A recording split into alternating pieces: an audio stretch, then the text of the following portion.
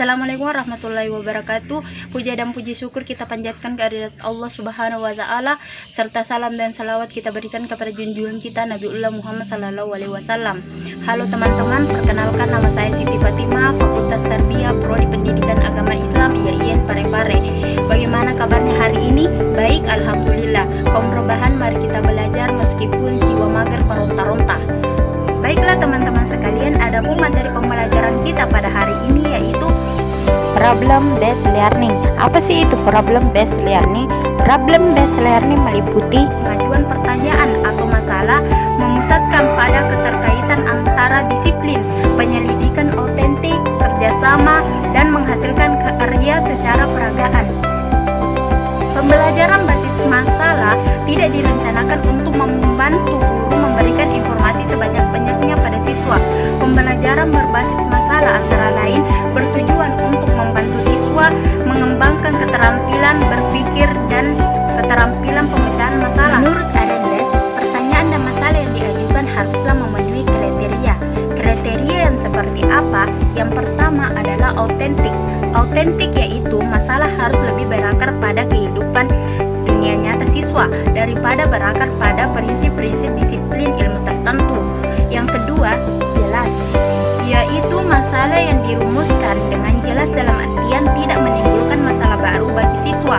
Yang ketiga, yaitu mudah dipahami. Mudah dipahami artinya masalah disusun dan dibuat sesuai dengan tingkat perkembangan siswa. Yang keempat, luas dan sesuai dengan tujuan pembelajaran. Dan yang terakhir, tentu saja bermanfaat. tahu tidak teman-teman? Problem based learning memiliki Keunggulan yang pertama yaitu berhubungan dengan situasi kehidupan nyata sehingga pembelajaran menjadi bermakna. Yang kedua, mendorong siswa untuk belajar secara aktif. Dan ketiga, mendorong terjadinya pembelajaran kolaboratif. Tetapi teman-teman, di setiap ada keunggulan, pasti ada juga kekurangannya. Kenapa? Karena di dunia ini tidak ada yang sempurna. Apa sih kekurangannya? Yang pertama, perlu ditunjang oleh buku yang dapat dijadikan sebagai pemahaman dalam kegiatan pembelajaran. Yang kedua, membutuhkan waktu lama. Dan yang ketiga, tidak semua pembelajaran dapat menggunakan metode ini. Baiklah teman-teman sekalian, kita sudah mengetahui apa keunggulannya dan apa kekurangannya. Selanjutnya mari kita mengetahui strategi pembelajaran dengan problem based learning.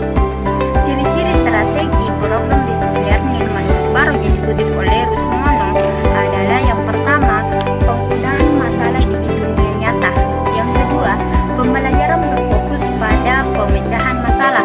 Yang ketiga, tujuan pembelajaran ditetapkan oleh siswa. Dan yang keempat, guru bertindak sebagai moderator. Partisipasi siswa dalam strategi pembelajaran dengan problem based learning meliputi kegiatan kelompok dan individu. Secara kelompok, siswa melakukan kegiatan yang pertama, membaca kasus. Yang kedua, menentukan masalah mana yang paling relevan dengan tujuan pembelajaran. Yang ketiga, merumuskan masalah. Yang keempat, membuat hipotesis. Yang kelima, mengidentifikasi dan mendiskusikan sumber informasi dan berbagi tugas. Yang keenam, melaporkan, mendiskusikan kemungkinan pemecahan masalah, melaporkan kemajuan yang dibuat oleh setiap anggota kelompok dan mempresentasikannya di depan kelas. Menurut Barbara, untuk mencapai kelompok yang efektif harus dilakukan berbagai hal. Apa saja hal itu? Yang pertama, menemukan grup. Yang kedua, memonitor kelompok.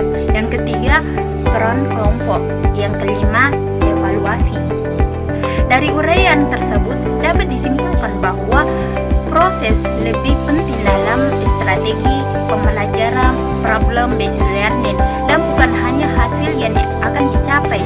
Jika program pembelajaran dapat optimal, maka hasil belajar yang dicapai kemungkinan besar juga akan optimal. Bentuk pelaksanaannya terdapat pada bagian penyajian dari keseluruhan kegiatan pembelajaran yang terdiri dari kegiatan pendahuluan.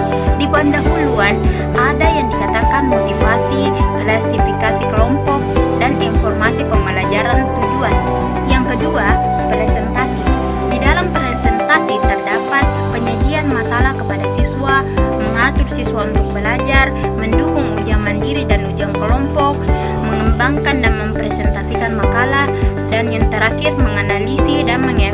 menghadapi proses solusi.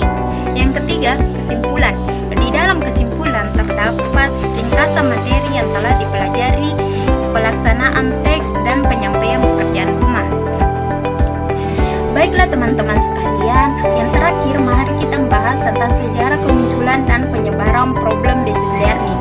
Kelahiran problem-based learning tidak lepas dari peran seorang guru sekolah dasar yang bernama Celestine Freinet pada tahun 1920. Sedangkan sejarah modern problem-based learning kemudian dimulai pada tahun 1960-an, khususnya saat kurikulum problem-based learning pertama kali digunakan oleh MC Master Medical School in Hamilton, Kanada pada tahun 1969.